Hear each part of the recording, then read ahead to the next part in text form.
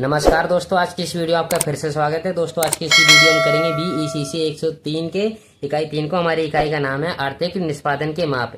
यानी हम इस वीडियो में जो राष्ट्रीय आय हमारी उसको मापने के विधियों के बारे में जानेंगे। ठीक है, इस चैप्टर का मैं इंट्रोडक्शन करवा चुका हूँ, अगर आपने वो नहीं देखा तो उसको जरूर देख लीजिए।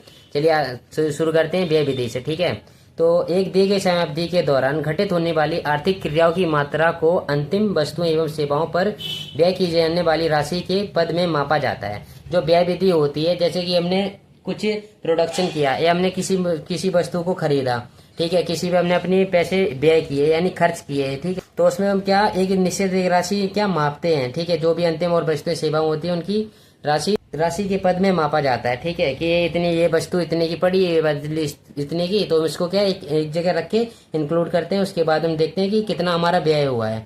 आपको ध्यान देना चाहिए कि इस विधि में पुनः बिक्री के लिए खरीदी गई वस्तुओं पर व्यय सम्मिलित नहीं किया जाता। ये कह रहा है जैसे कि आपकी कोई फैक्ट्री है, फैक्ट्री में आपने मान लो कि ये जो पेन आप बना रहे हो, पेन का प्रोडक्शन कर रहे हो, जो पेन के प्रोडक्शन में जो ये वाले जो नोक है जिसे आप छर्रा कहते हैं, ठीक है, ये वाला ना अलग से आ रहा है। जब ठीक है, कंपनी आपकी जो कंपनी है वो सिर्फ इतना पेन बना रही है, लेकिन जो ये वाला चीज है ये अलग से आ रहा है। ठीक है, तो आपने जब इस चीज को बाय करोगे ना, तो इसको आप पैसे नहीं जोड़ोगे इस चीज के, क्योंकि जब ये बिकेगा ना तो इसका एक अंतिम वस्तु ये हो जाएगा, जो भी इसको भोगता होगा, ठीक है, उसके लिए तो वो क्या एक पूरा पे करेगा। ठीक है, जैसे आपको ये जो मध्यवर्ती है भोग है ना, इसको आपको रिड्यूस करोगे तो उसके बाद में आपको इसका शुद्ध वैल्यू पता चल जाएगा कि मुझे एक पेन कितने में पड़ा है, कितने में इसका प्रोडक्शन संपन्न हो पा रहा है, तो ये उसी को बता रहा है।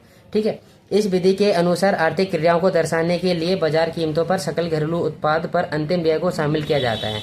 इस क्रिया को हम जब दर्शाते हैं तो क्या करते हैं, बाजार की जो कीमत होती है वो सकल घरेलू उत्पाद पर अंतिम व्यय को शामिल करते हैं हम इसमें, जैसे कि अभी मैं बता चुका हूँ। इस विधि के अंतर्गत निजी उपभोग व्यय यानी प्राइवेट कंजप्शन एक्सपेंडिचर, जिसको हम क्या कहते हैं, सी कहते हैं। निजी विधि के अंतर्गत निजी उपभोग व्यय, निजी निवेश व्यय, ठीक है, प्राइवेट इन्वेस्टमेंट एक्सपेंडिचर, जिसको आई कहते हैं। सरकारी व्यय यानी गवर्नमेंट एक्सपेंडिचर, जिसको हम जी कहते हैं, तथा शुद्ध विदेशी व्यय अथवा विशुद्ध निर्यात, नेट फॉरेन एक्सपेंडिचर और नेट एक्सपोर्ट एनएक्स, ठीक है, सकल घरेलू उत्पाद के क्या घटक होते हैं। ठीक है, निजी उपभोग व्यय हो गया, निजी निवेश हो गया, विशुद्ध विदेशी व्यय हो गया और विशुद्ध निर्यात हो गया। विशुद्ध मतलब ये क्या है, पूर्ण रूप से शुद्ध। ये ऐसा नहीं है कि आप विशुद्ध का मतलब कि अशुद्ध समझ ले, ऐसा नहीं है। विशुद्ध मतलब होता है शुद्ध, नेट। ठीक, अतः इस विधि में अर्थव्यवस्था के अंतिम व्यय को प्राप्त करने के लिए विभिन्न क्षेत्रों तथा यथा घरेलू, व्यावसायिक, सरकारी तथा शेष विश्व के द्वारा किए गए व्यय को एक साथ शामिल किया जाता है। इस विधि के अनुसार बाजार कीमत पर सकल घरेलू उत्पाद यानी बाई एक वित्तीय वर्ष के दौरान एक अर्थव्यवस्था में सभी अंतिम व्यय का योग होता है। ठीक है, जो आय होती है वो तो एक क्या सबकी जो भी अर्थव्यवस्था है उसके अंतिम व्यय, जो भी हमारा व्यय हुआ है, जो भी हमारा खर्चा हुआ है, वो क्या उसका योग होता है। ठीक, जैसे निम्नांकित आय व्यय रिसर्च समीका इनकम एक्सपेंडिचर आइडेंटिटी के द्वारा दर्शाया जाता है। बाई यानी क्या हमारा टोटल इनकम, और इसमें जो सी है क्या कंजप्शन है, प्लस इन्वेस्टमेंट, प्लस गवर्नमेंट का जो खर्च, प्लस ये जो विदेशों से प्राप्त आय या विदेशों को ये जो एक्सपोर्ट सामान हुआ है, इन टोटल का क्या होता है, ये हमारा बाई होता है। ठीक है दोस्तों, अब देखते हैं सकल घरेलू उत्पाद से विभिन्न समष्टिगत समग्रों को प्राप्त करने के लिए प्रक्रिया की गई दो में चर्चा। उपभोग क्या होता है, उपभोग व्यय घरेलू क्षेत्र के द्वारा किया जाता है। जो घरेलू क्षेत्र होता है उसके द्वारा किया जाता है। यह एक वित्तीय वर्ष के दौरान अंतिम उपयोगकर्ताओं के द्वारा बेची गई वस्तु एवं सेवाओं का व्यय को शामिल करता है। जो भी आप मान लो कि एक वित्तीय वर्ष है, ठीक है, वित्तीय वर्ष मतलब होता है फाइनेंस ईयर, ठीक है, फाइनेंस ईयर, ठीक है, उसके द्वारा हम क्या करते हैं, जो भी अंतिम उपयोगकर्ता होता है, ठीक है, उसके द्वारा जो भी वस्तुएं और सेवाएं जो भी उन पर व्यय किया जाता है उनको हम क्या करते हैं, शामिल किया करते हैं। ठीक है, तभी तो हमें पता चलेगा कि हमारे किस वस्तु पे कितना इन्वेस्ट हुआ है, किस वस्तु पे हमने कितना खर्चा किया है। ठीक है, यह टिकाऊ वस्तु जैसे कार, फर्नीचर इत्यादि तथा गैर टिकाऊ वस्तु जैसे भोजन, ईंधन इत्यादि एवं सेवाओं जैसे बैंकिंग, स्वास्थ्य इत्यादि को समाहित करते हैं। देखिए, टिकाऊ वस्तु वे होती हैं जैसे कि कार हो गया, जैसे कि आपने कंपनी आपकी कोई मान लो कि आप कोई कंपनी चला रहे, जैसे कि ओला वाला है, उनने क्या किया कि कार पे इन्वेस्ट कर दिया, तो उससे क्या पैसा वो भोग कर रहा है।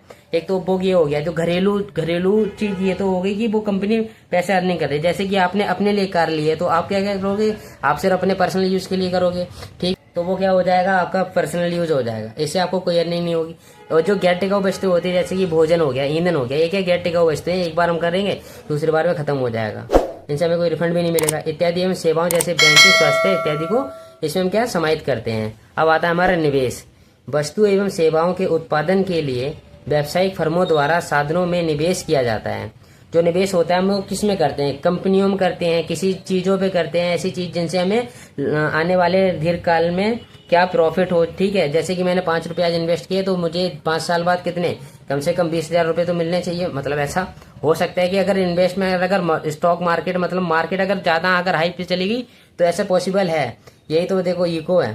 ठीक है, यह व्यावसायिक स्तर निवेश, आवासीय निवेश एवं माल सूची निवेश अथवा स्टॉक में परिवर्तन को शामिल करता है। ठीक है, जैसे कि आज आपका स्टॉक कितना 5 लाख का है, आने वाले टाइम में क्या वो 10 लाख का भी हो सकता है, 15 लाख का भी हो सकता है। ठीक है, वो डिपेंड करता है कि महंगाई कितनी बढ़ रही है। ठीक है, सरकारी व्यय, यह व्यय स्थानीय, राज्य एवं केंद्रीय स्तर पर सरकारों द्वारा किया जाता है। जैसे कि जो स्थानीय सरकार होती है, राज्य सरकार होती है और केंद्रीय सरकार होती है, वो देखिए जो केंद्रीय सरकार होती है वो क्या संपूर्ण राष्ट्र पर अपना व्यय करती है, जैसे कि उपभोक्ता की पेंशन देना, ठीक है, सरकारी कर्मचारी हैं उनकी पेंशन देना। और इसी तरह जो राज्य सरकार होती है वो भी अपने नीचे जो उसके नीचे एम्प्लॉय काम करते हैं वो उनको पे करती है। इसी तरह स्थानीय सरकार के नीचे बहुत सारे वो होते हैं, ब्लॉक होते हैं, ब्लॉक खंड होते हैं, ग्राम पंचायत, जिला पंचायत, इन सब के नीचे जो भी स्थानीय सरकार के नीचे जो अंतर्गत काम करते हैं वो उनको वेतन पे करता है। सामाजिक सुरक्षा लाभों जैसे चिकित्सा लाभ, बेरोजगारी भत्ता इत्यादि के लिए व्यय भुगतान करती है। कौन करती है? सब गवर्नमेंट करती है। ठीक है, आपका अगला टॉपिक है अब हमारा विशुद्ध निर्यात। विशुद्ध निर्यात को निर्यात एवं आयात के अंतर के रूप में परिभाषित किया जाता है। जो विशुद्ध निर्यात हमारा कितना आयात हुआ है और कितना निर्यात हुआ है। निर्यात को विदेशों द्वारा घरेलू स्तर पर उत्पादित वस्तुओं एवं सेवाओं पर व्यय के रूप में देखा जा सकता है, जबकि आयात घरेलू निवासियों द्वारा विदेशी वस्तुओं एवं सेवाओं पर व्यय होता है। ठीक है, आयात तो देखो क्या होता है कि जब घरेलू निवासियों द्वारा जो विदेशी वस्तुएं एवं सेवाओं पर जो भी वो व्यय करते हैं, ठीक है, उनको लेकर हम काउंट करते हैं उनका मूल्य। जब निर्यात का मूल्य आयात के मूल्य से अधिक होता है तब विशुद्ध निर्यात धनात्मक होता है। जब निर्यात का मूल्य, देखिए निर्यात का मूल्य आयात के मूल्य से अधिक होगा, यानी जो हमें एक्सपोर्ट कर रहे हैं वो अगर उसका मूल्य ज्यादा है इम्पोर्ट वाले से तो ये क्या धनात्मक होगा। लेकिन हमारा क्या आयात, हमने बाहर से चीजें ज्यादा मंगा ली लेकिन अपने देश से हमने भेजी कम है तो ये क्या उल्टा हो जाएगा, तो ये क्या ऋणात्मक भी हो जाएगा, जिससे क्या हमारे राष्ट्रीय आय में प्रॉब्लम आती है। प्रॉब्लम क्या आती है? जिससे आर्थिक समृद्धि घट जाती है क्योंकि देश में जीडीपी लॉस हो जाती है ना। ठीक है, इसी तरह जो वो अपनी करेंसी होती है वो डाउन हो जाती है। इसी तरह से व्यय विधि में निम्नलिखित सावधानी अपनाई जानी चाहिए। दोहरी गणना की समस्या से बचने के लिए राष्ट्रीय आय में केवल अंतिम वस्तुओं एवं अंतिम सेवाओं के मूल्य को शामिल किया जाना चाहिए। जो व्यय विधि होती है उसमें हम क्या करते हैं, दोहरी गणना नहीं करनी है हमें वस्तु की, उससे बचना है।